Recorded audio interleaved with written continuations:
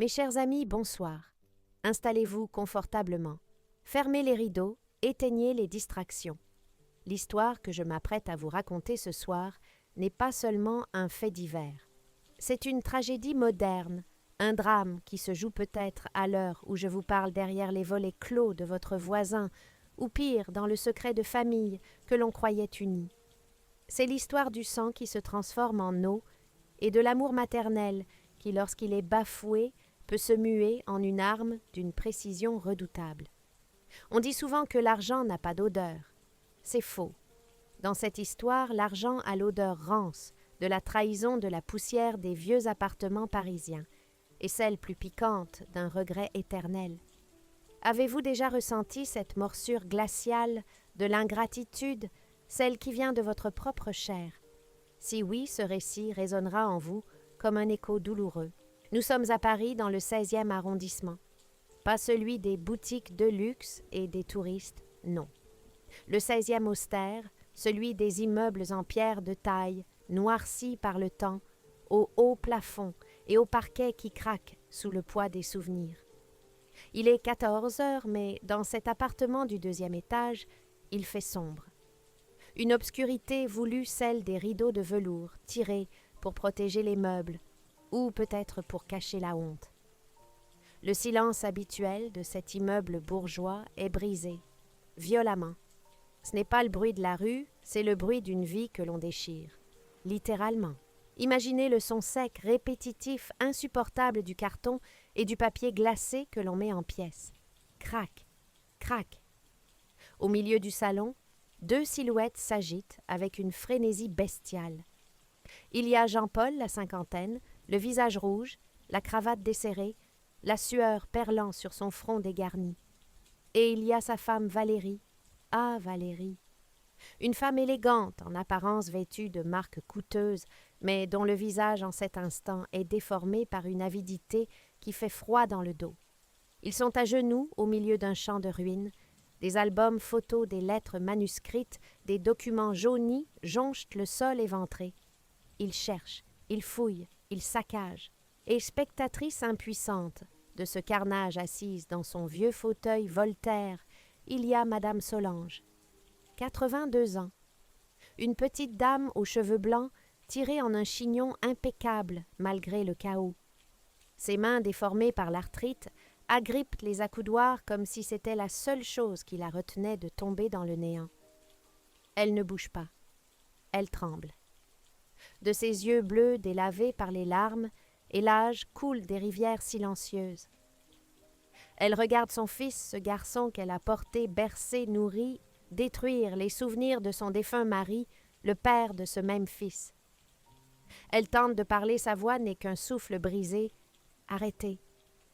Je vous en supplie. C'est tout ce qu'il me reste de votre père. » Mais Valérie ne l'entend pas. Ou plutôt, elle choisit de ne pas l'entendre. Sans même lever les yeux, continuant de déchirer une enveloppe datant de 1970, la belle-fille lance d'une voix coupante, comme un scalpel. « Oh, ça suffit, le mélodrame, Solange. Ton mari est mort et enterré. Ces vieux papiers ne servent à rien. Ce qu'il nous faut, c'est le certificat d'origine. Ce papier, c'est notre argent, c'est notre avenir. Alors, au lieu de pleurer, dis-nous où tu l'as caché. » Jean-Paul, lui, n'ose pas regarder sa mère. Il fouille fébrile, lâche complice par faiblesse autant que par cupidité. Comment en est-on arrivé là? Comment un fils peut-il pour de l'argent piétiner ainsi le cœur de celle qui lui a donné la vie? Pour comprendre cette scène d'horreur domestique, il nous faut remonter le temps. Il nous faut revenir 3 mois en arrière, avant que l'or ne vienne empoisonner les âmes. 3 mois plus tôt, la vie de Madame Solange ressemblait à celle de milliers de personnes âgées en France. Une vie réglée comme du papier à musique, faite de petits rituels et de grands silences. Depuis la mort de son mari Henri, 10 ans auparavant, Solange vivait seule dans cet appartement de la rue de la Pompe. Un appartement qu'ils avaient acheté à crédit dans les années 60, à force de privation. Henri était fonctionnaire. Solange tenait la maison. Ils n'étaient pas riches, mais ils avaient ce que l'on appelait alors de l'acquis. Ils étaient fiers de leur patrimoine, fiers de laisser quelque chose à leur fils unique. Mais la solitude est une compagne exigeante. Les journées de Solange s'étiraient monotones. Le matin, la visite de l'infirmière pour la tension. À midi, le portage de repas, souvent insipide, qu'elle mangeait devant le journal télévisé de 13 heures, sa seule fenêtre sur le monde. L'après-midi, elle s'asseyait dans son fauteuil et regardait les murs. Ces murs couverts de cadres, de bibelots, de témoins d'une époque révolue. Et parmi ces objets, il y avait ce tableau. Accroché dans la pénombre du couloir, là où personne ne s'arrêtait jamais vraiment. C'était une peinture à l'huile assez sombre, encadrée de bois doré, un peu écaillé. Elle représentait un paysage de campagne, peut-être la Normandie ou la Franche-Comté sous un ciel d'orage. Au premier plan, une biche semblait boire dans un ruisseau. Henri l'avait achetée dans une brocante 50 ans plus tôt pour une bouchée de pain, simplement parce qu'il trouvait que la biche ressemblait à celle qu'ils avaient vue lors de leur voyage de noces. Pour Solange, ce n'était pas de l'art. C'était Henri. C'était leur amour. Elle passait souvent devant sans le voir, mais elle savait qu'il était là comme une présence rassurante. Solange vivait avec une petite retraite de réversion. C'était difficile. Le chauffage coûtait cher, les charges de copropriété augmentaient sans cesse. Elle économisait sur tout.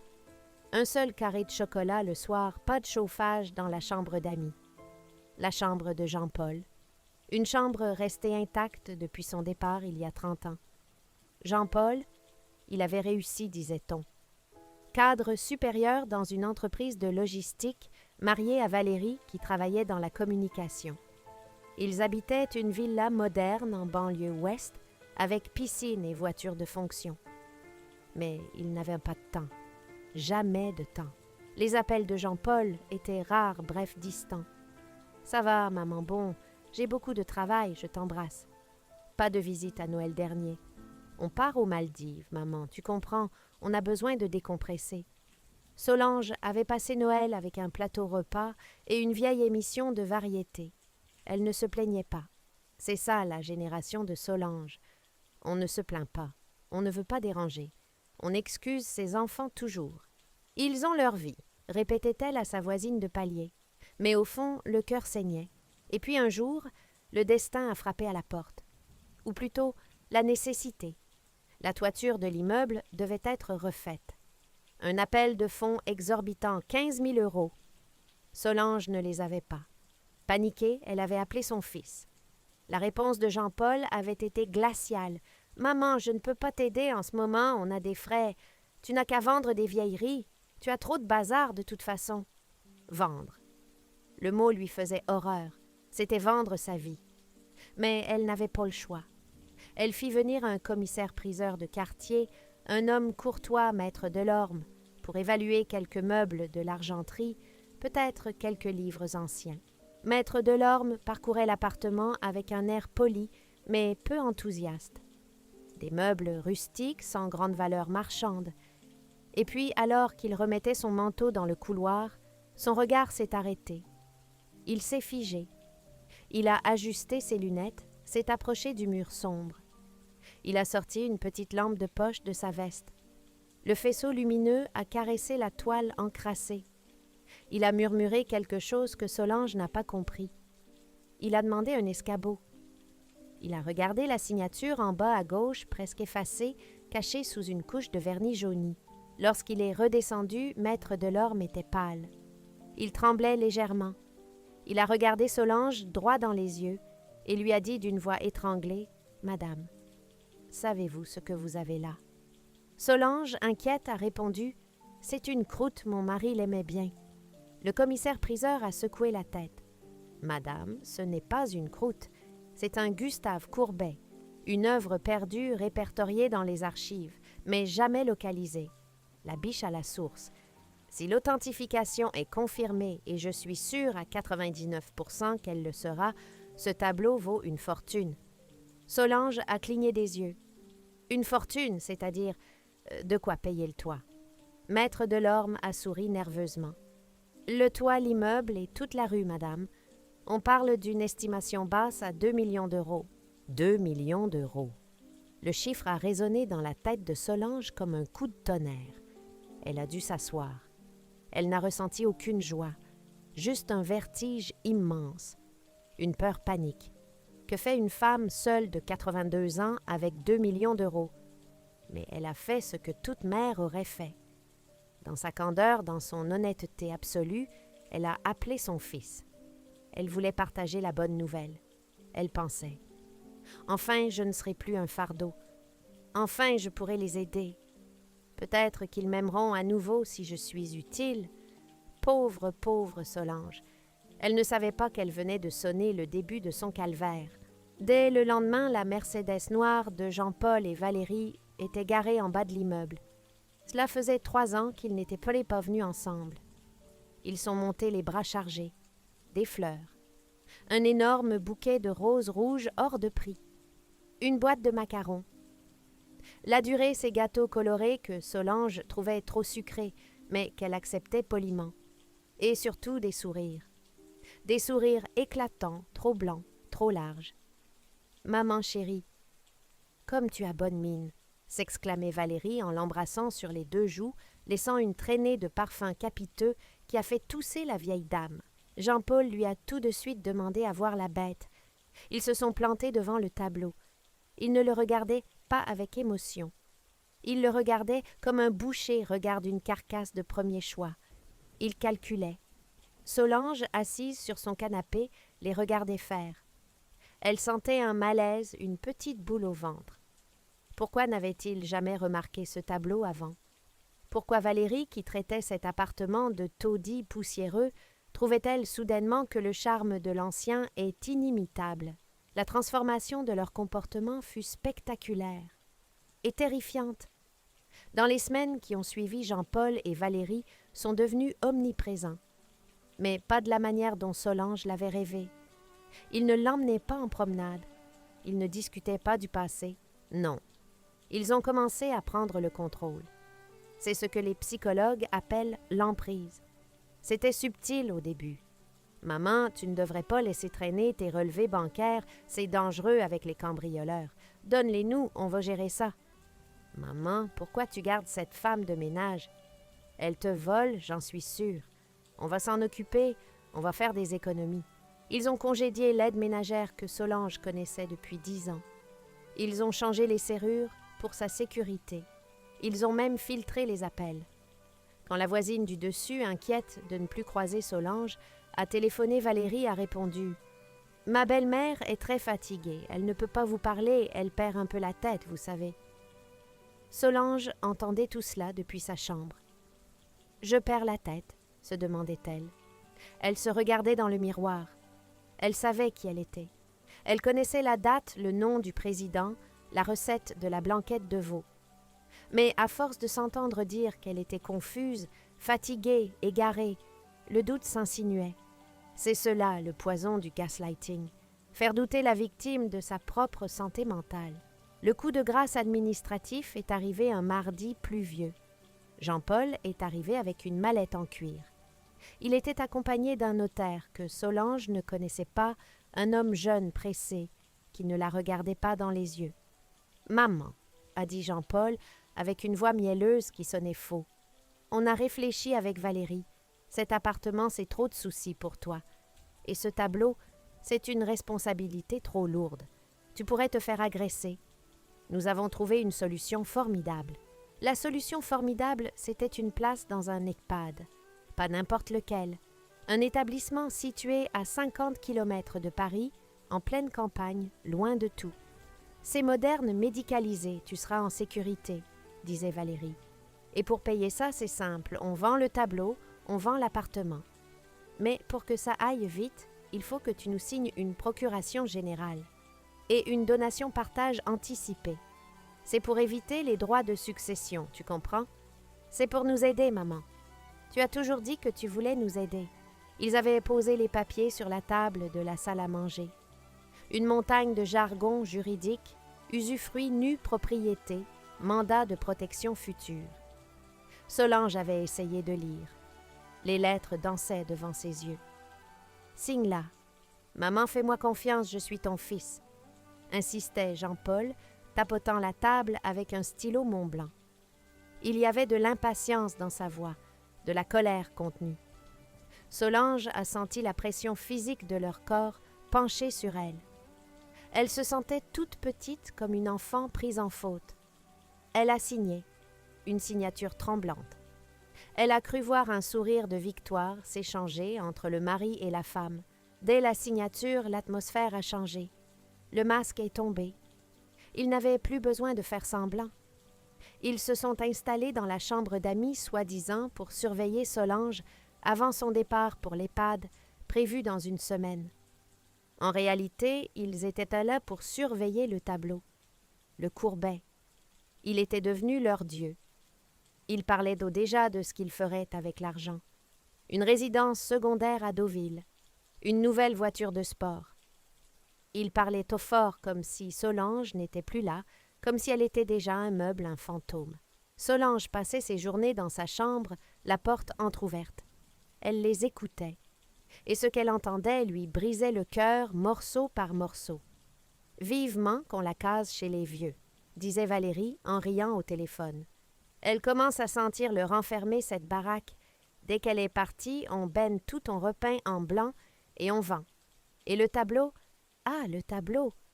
L'enchère est prévue chez Sotheby's le mois prochain. On va toucher le jackpot, chérie. Et maman? Demandait parfois Jean-Paul, avec un reste de culpabilité dans la voix. Oh, elle sera très bien là-bas. On ira la voir, à Noël. Et encore si on n'est pas au ski.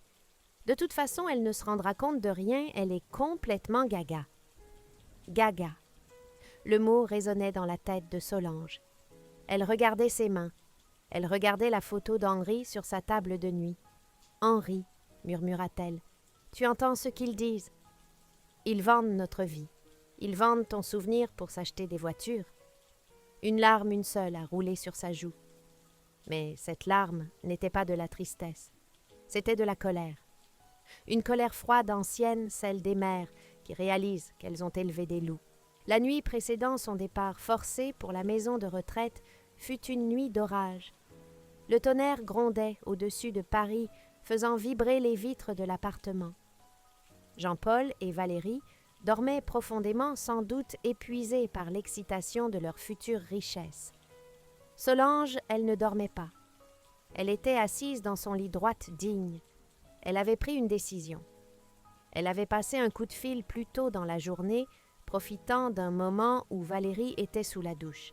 Un coup de fil à la seule personne qu'il avait traitée avec respect ces derniers temps, maître Delorme, le commissaire-priseur. Elle lui avait parlé longtemps à voix basse. Il avait hésité, puis il avait compris. Il avait accepté de l'aider. Il avait envoyé un coursier discret, un clerc de notaire assermenté, pendant que le couple était parti déjeuner au restaurant pour fêter leur victoire.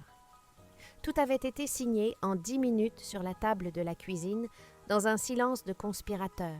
Le matin du drame se lève. Une aube grise parisienne. C'est le jour J. Le jour où Solange doit partir avec sa petite valise. Le jour où les experts doivent venir emporter le tableau pour le préparer à la vente. Jean-Paul et Valérie sont debout tôt. Ils sont surexcités. Valérie prépare du café en chantonnant. « Allez, Solange, debout, la voiture arrive à 10 heures. Ne fais pas cette tête, c'est un nouveau départ. » Jean-Paul entre dans le salon pour ouvrir les volets. Il veut admirer son trésor à la lumière du jour. Il se tourne vers le mur du fond, là où le chef-d'œuvre de Courbet trônait depuis 50 ans. Et là, le silence. Un silence absolu, lourd, terrifiant. Le mur est vide. Il n'y a plus de cadre doré. Il n'y a plus de biche, plus de source, plus de millions d'euros. Juste un rectangle de papier peint plus clair fantôme de l'objet disparu. Et au milieu de ce vide, écrit à même le mur d'une main tremblante mais déterminée, une inscription en rouge. Du rouge à lèvres, le vieux rouge à lèvres, rouge, baiser de Solange. Jean-Paul hurle. « Valérie !» Sa femme accourt une tasse à la main. Elle la laisse tomber.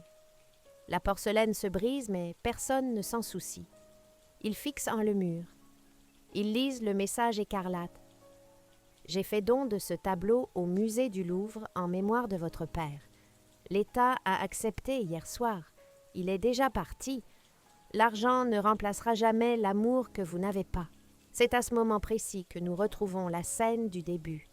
La rage, la destruction. Ils ne peuvent pas le croire. Ils se mettent à fouiller, à déchirer les papiers, cherchant une preuve que c'est un mensonge, cherchant à annuler l'acte. Mais au fond d'eux, ils savent que c'est fini. Solange, toujours assise dans son fauteuil, sort alors une enveloppe de sa poche de gilet. Elle l'attend à son fils. Sa main ne tremble plus. Son regard est d'acier. « Tiens, Jean-Paul, c'est la copie de l'acte de donation. C'est irrévocable. Maître Delorme et mon avocat ont tout verrouillé. Le tableau est classé Trésor national depuis ce matin. Il ne vous appartient pas. Il n'a jamais été à vous. Il était à Henri. Et maintenant, il est à tout le monde. » Jean-Paul arrache le papier, lit les lignes juridiques qui scellent son sort. Donation entre vifs. Acceptation de l'État. Clause d'inaliénabilité. Il devient violet. Il se tourne vers sa mère, le poing levé, prêt à frapper, prêt à maudire. « Tu es folle! Tu es une vieille folle! Tu nous as ruinés! Tu te rends compte de ce que tu as fait? C'était 2 millions, 2 millions! » Solange le regarde sans ciller. Elle se redresse. Elle semble grandir de 10 centimètres. Sa voix claire et ferme claque comme un fouet dans le salon dévasté. « Je ne vous ai pas ruiné, Jean-Paul. Vous étiez déjà pauvre. Pauvre de cœur. Pauvre d'esprit. J'ai sauvé la mémoire de ton père. Et j'ai sauvé mon âme. Maintenant sortez. Sortez de chez moi. » Valérie est effondrée sur le canapé en larmes. Des larmes de rage, pas de chagrin. « Et l'EHPAD? On a payé la compte. On ne peut pas te garder. On n'a plus l'argent pour la maison de Deauville. » Solange sourit doucement. « Ah, l'EHPAD. J'ai annulé mon entrée ce matin. Je reste ici. Avec ma retraite, je peux payer mes factures si je fais attention. Et si je ne peux plus, eh bien, l'État s'occupera de moi. Mieux que vous ne l'auriez jamais fait. Allez-vous-en. » Le départ du fils et de la belle-fille fut pathétique. Ils ont ramassé leurs affaires en vrac, hurlant des insultes menaçant de procès qu'ils savaient perdus d'avance. Ils ont claqué la porte avec une violence inouïe, faisant trembler les murs une dernière fois. Puis le bruit de leurs pas s'est éloigné dans l'escalier. Le moteur de la grosse voiture a rugi dans la rue, puis s'est éteint au loin. Le silence est retombé sur l'appartement de la rue de la Pompe. Un silence différent. Ce n'était plus le silence de la solitude et de l'attente. C'était le silence de la paix. Solange s'est levée difficilement. Elle a pris un balai. Elle a commencé à ramasser les morceaux de photos déchirés. Elle a pris le temps de recoller avec un peu de ruban adhésif une photo d'Henri et elle jeune sur une plage de Normandie. Elle a caressé le visage de son mari sur le papier glacé. « Tu as vu Henri ?» a-t-elle chuchoté. Ils n'ont pas eu le tableau. La biche est en sécurité. Et moi aussi. Solange a fini ses jours dans cet appartement. Elle n'a plus jamais revu son fils. On raconte que Jean-Paul et Valérie ont fini par divorcer, rongés par les dettes et l'amertume de cette fortune fantôme qui leur a glissé entre les doigts. Solange, elle est devenue une habituée du musée du Louvre. Une fois par mois, accompagnée d'une aide-soignante bienveillante, elle se rendait dans l'aile des peintures françaises du 19e siècle. Elle s'asseyait sur un banc face à la biche à la source. Elle regardait les touristes passer s'arrêter, admirer le tableau. Elle les entendait dire « Quelle beauté, quel mystère !» Elle souriait. Personne ne savait que la petite dame en manteau gris était la donatrice. Personne ne savait que ce chef-d'œuvre était le prix de sa liberté. Elle est morte doucement dans son sommeil 3 ans plus tard. Seul diraient certains. Libre, dirais-je moi. Mes amis, quelle leçon tirer de cette histoire? Peut-être que le patrimoine le plus précieux n'est pas celui que l'on signe chez le notaire. Peut-être est-ce la dignité. Solange avait compris un peu tard, certes, mais juste à temps qu'un linceul n'a pas de poche, mais qu'il doit envelopper un corps qui a su rester droit. Et vous, qu'auriez-vous fait à sa place? Auriez-vous tout donné à un enfant ingrat par devoir? Ou auriez-vous, comme Solange, choisi de donner une leçon magistrale, quitte à finir votre vie dans la solitude? C'est une question terrible. Je vous laisse y réfléchir. Regardez vos enfants, vos parents. Cherchez l'amour dans leurs yeux, pas le reflet de votre héritage. Car le jour où l'on compte les billets plus que les battements de cœur, c'est que la fin est proche. Je vous souhaite une bonne nuit. Et n'oubliez pas, dormez bien si votre conscience vous le permet.